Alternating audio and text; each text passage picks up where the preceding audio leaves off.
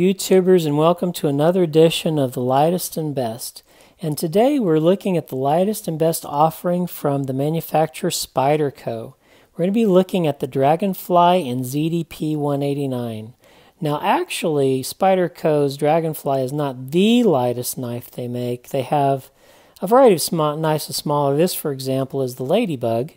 Lovely knife. It's just a razor. But it's not a 4-finger grip. It's just a 3-finger grip. And it doesn't have a pocket clip. So I call this more of a keychain knife, not an EDC knife. So what we review are knives that you can carry around. As you can see, this has the famous wire clip of Spyderco. And you can get a 4-finger grip because of the forward finger choil, and then your other fingers follow there.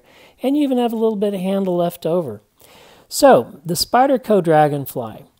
I'm going to talk about the history of the Dragonfly. The original Dragonfly was very different, and I'll be putting a picture up in the corner so you can look at it. Initially, the Dragonfly had a smooth handle. The Dragonfly 2 has a textured bidirectional FRN handle that gives you good purchase. The original Dragonfly had a solid pocket clip made of FRN. The Dragonfly 2 has the now famous wire pocket clip. The lock bar on the original Dragonfly had no buoy detent. The buoy detent is this little notch there in the lock back. The idea is that when they would press with their thumb, it might disengage the lock accidentally. And with this one, with the buoy detent, you have to be very intentional in pressing in the lock in order to disengage it. And on the choils, the thumb ramp and the finger choil, there wasn't any jimping, and as you can tell, there's jimping now. So it has improved into a very functional knife. Let's talk about the specifications. The blade length is 2 1/4 inches long. The handle length is 3 5/16 inches long, which gives a total knife length of 5.56 inches long. The weight of the knife is a very light 1.2 ounces, and that puts it into an elite knife category. The SOG Flash 1 comes very close at 1.3 ounces. I like to include the SOG 1 because this is a knife reviewer by the name of Nut and Fancy's favorite EDC, he says. But the SOG 1 only has Aussate steel.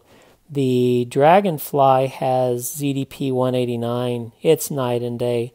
And the SOG costs between $40 to $50, and the Dragonfly is less than $80, so it's not that much more expensive.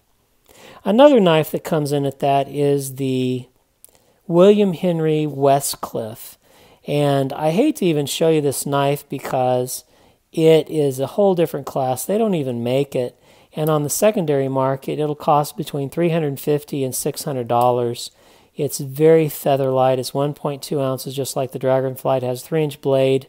And the fittings and pivot are actually 24 karat gold plated. And you have a titanium anodized clip, and it has a very hard steel on the blade also. But this isn't for everybody, and certainly wouldn't want to use it as an EDC that you go out in the backyard and open your bags of compost with it.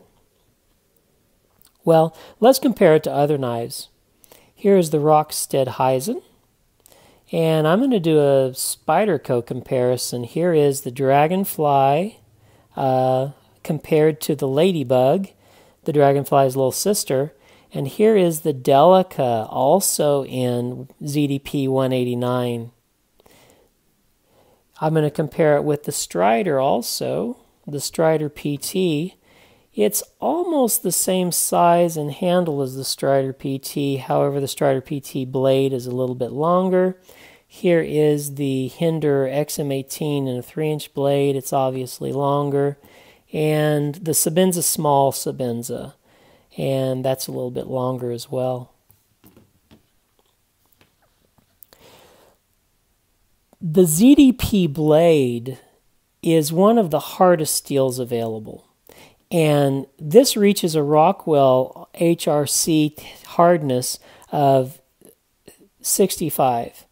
The Heisen of Rockstead reaches a hardness of 66.7. So really, you're getting a great value for $78. You get a steel that is within 3% of the highs, and this knife costs $78 currently as of February 2017, and the Heisen currently costs $710. And so the Heisen is a wonderful knife. It's unique. They spend hours hand polishing this 0-degree grind and a convex bevel. It's really a unique knife. But am I going to take it out and open a bag of compost in my garden with it? I'm going to take my $78 Dragonfly and open my bag of compost. Let's talk about the blade steel now and Dragonfly's philosophy toward it. As you know, on this model, Dragonfly, there's an upgraded steel to the ZDP 189, which is an upgrade from the usual VG10 steel that they use. And Dragonfly doesn't gouge you for the steel upgrades. For example, the VG10 Dragonfly costs $56. They have an upgraded steel, which is the H1. They call it the Salt series. It's more corrosion resistant, and they charge $59 for that Dragonfly. It's only a $3 increase for the steel upgrade. When you get to their strongest steel, the ZDP 189, they charge $78, which is a $22 upgrade, which is really pretty reasonable, I believe. If you think about how zero tolerance approaches it, this is the zero tolerance 0450. This particular zero tolerance comes in an S35VN steel. They recently did a sprint run with a higher grade steel than the ZDP 189, and the normal price of this knife is $180. They moved the upgraded steel version ZDP 189 to $240. That's a $60 increase. And I just want to note, with the Dragonfly, Dragonfly VG10, you're going from a medium grade steel to a super steel in the ZDP 189. With the zero tolerance 0450, you've already got a super steel in the S35VN, and they go to maybe a little better super steel, and they charge a whole lot more money for it. So the conclusion of this conversation is that Dragonfly does not price gouge you to upgrade their steel, and $22 I feel is a value to get the much better steel. The blade is a full flat ground blade, which allows it to be an excellent slicer, and it has a little swedging on top. The Dragonfly, as you know, has this 50-50 finger choil, which means it's 50% blade and then 50% handle, which, even though it's a 5.5-inch total distance knife, allows you to get a very good purchase with 4 fingers. And it also is protective for you whenever, if the blade closes accidentally, for example, and your hand's there, then your finger's there to prevent closure. If it closes accidentally and your hand is back, it prevents your hand from being guillotined by the blade, so the 50-50 choil is protective. There are other knives that have also offered protection in a different way. I'll talk about this is the Strider PT, and it has a forward finger choil, although it's pure blade and it doesn't have that 50-50 choil. But they have another little sharpening recrosso that is 7 millimeters to protect your hand from forward movement. I'll contrast this with the Spyderco.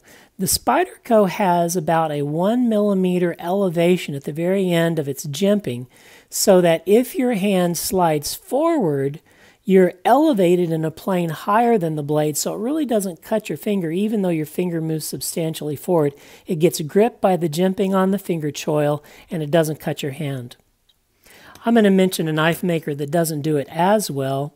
This is the Hinder XM18. It has a forward finger choil or a large sharpening choil, but look, your finger goes right next to the blade, and if you jab something and your finger slides forward, there's nothing to protect yourself. You're running to the medicine cabinet for a Band-Aid or to the emergency room to get sutures. So this is not as good a design as the Spyderco's finger choil. The method of deployment with the Spyderco is via thumb hole. You can flick it well, and I just want to sing the praises of the Spidey hole. First of all, whenever you're cutting something, you can see that the Spidey hole is in the path of the blade. Whatever you're cutting, if you're cutting sausage or cheese, you can cut right through it, and the Spidey hole does not prevent its being cut. I'm going to just compare it with the Sebenza, for example. As you know, the Sebenza is deployed with a thumb stud. But look, if you're cutting with this part of the blade some food, you're going to run into the thumb stud. So it functionally takes away part of the blade, so the furthest you can cut with the Sebenza blade is over here. Otherwise, you roll into the thumb stud. The other problem with the thumb stud is when you deploy it, you're putting all the pressure on one point of your thumb. And as you can tell, it can make an indentation. It's a little bit uncomfortable. Compare that with the Spydey hole. When you deploy it, the whole distal radius of your thumb is being used rather than just one point, so it's much more comfortable for your thumb to deploy. And the method of disengagement of the Dragonfly.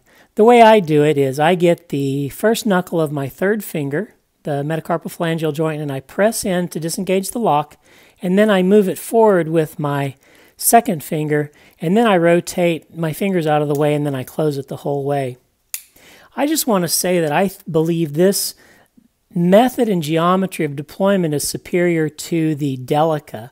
And the Delica is a very popular one, but look how much further back the lock is on the Delica than the Dragonfly. As a result, whenever I try to do this, I press in the knife there, but I really can just touch the very tip of my finger to forward the blade, and it's much more difficult to do it.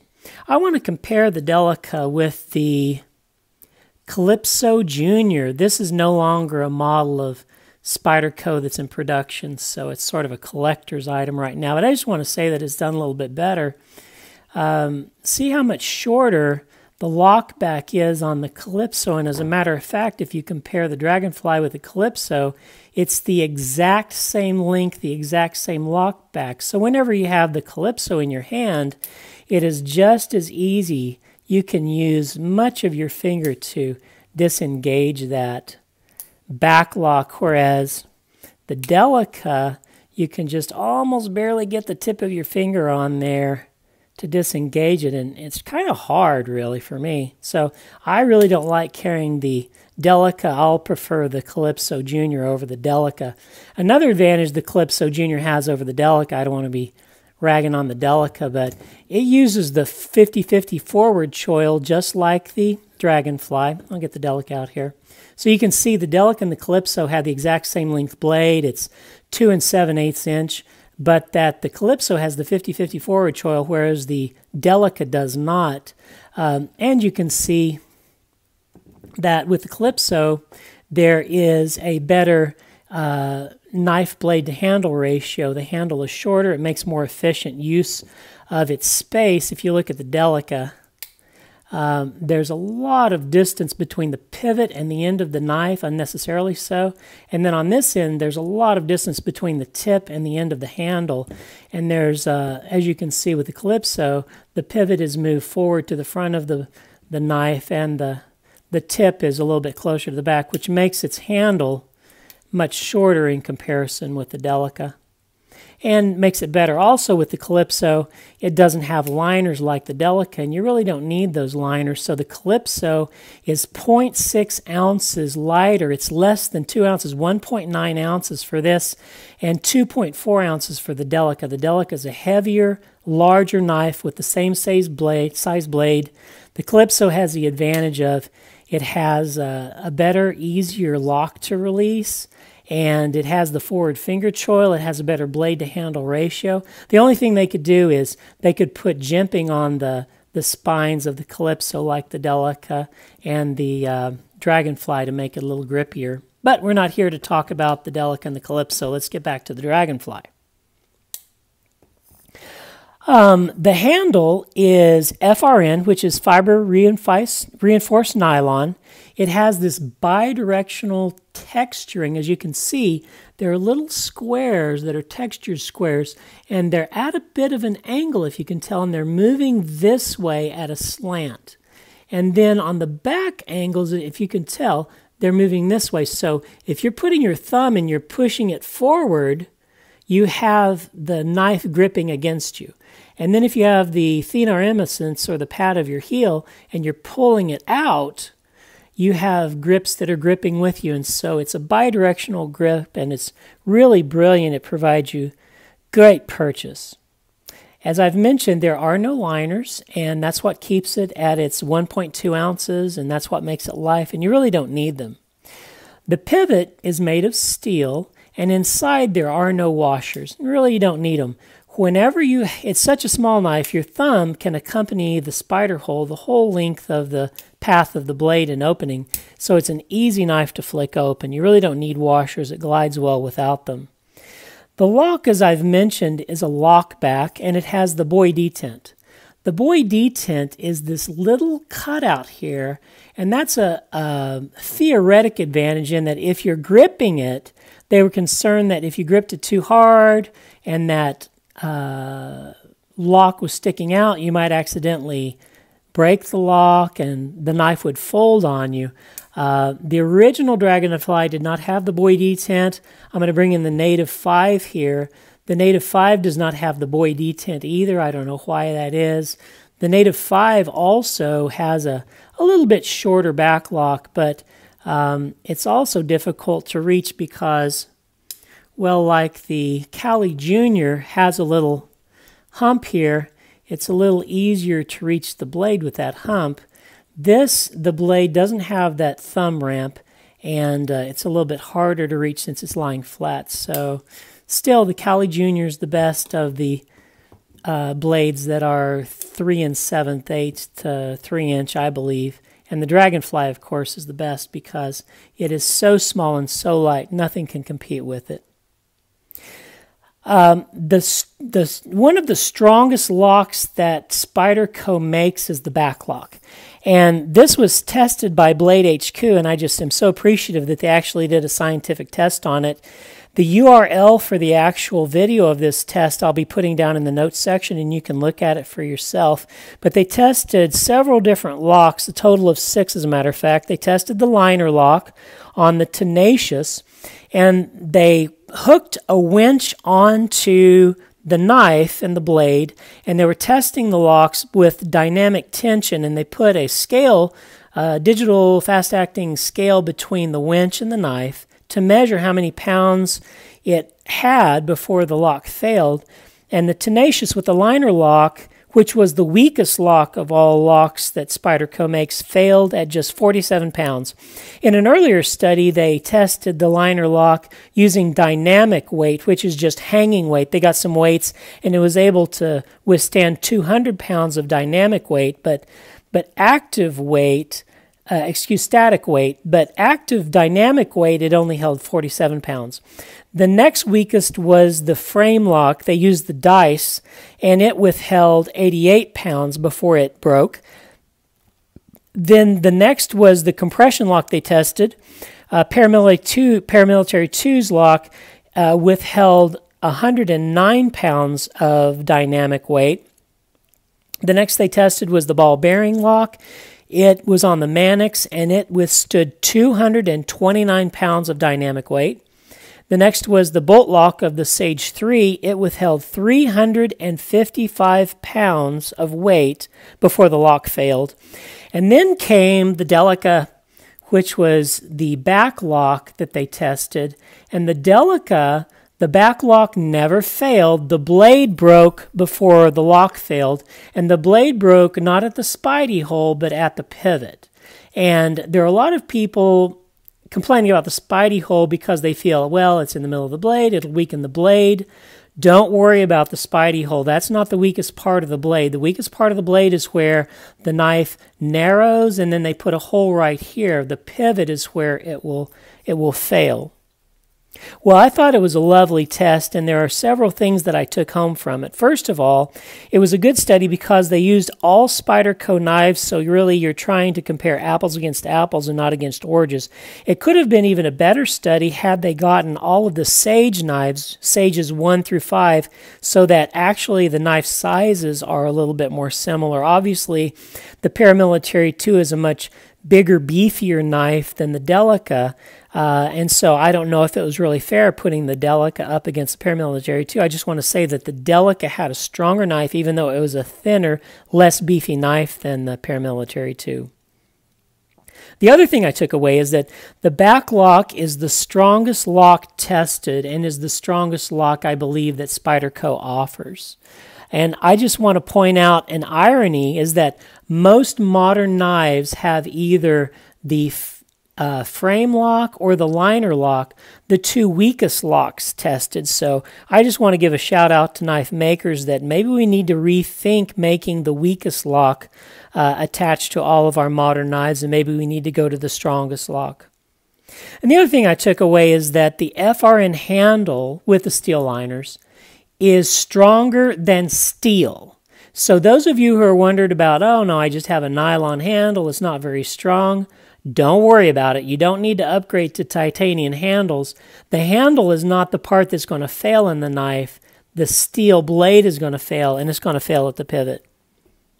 And that was the other point that I want to mention that I've already alluded to, which is the spider hole of the blade. The weakest point is not the spider hole. Don't worry about the spider hole. The weakest point of the blade is the pivot. That's where it's going to fail.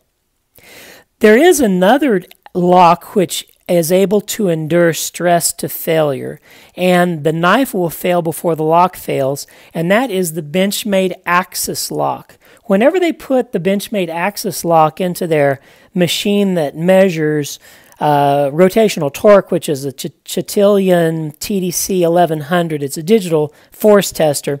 It failed at 615 inch-pounds of torque, and this is a little different. They were measuring rotational movement rather than linear movement with the Spyderco, but the idea is the same, is that the blade will break before the lock on the Axis lock from Benchmade fails. And I'm going to put the URL of that study down too. So you have both studies of the Spyderco locks and the study of the Benchmade lock to see that the back lock and the Axis lock are two locks that will not fail. The steel of the blade will break before the locks fail.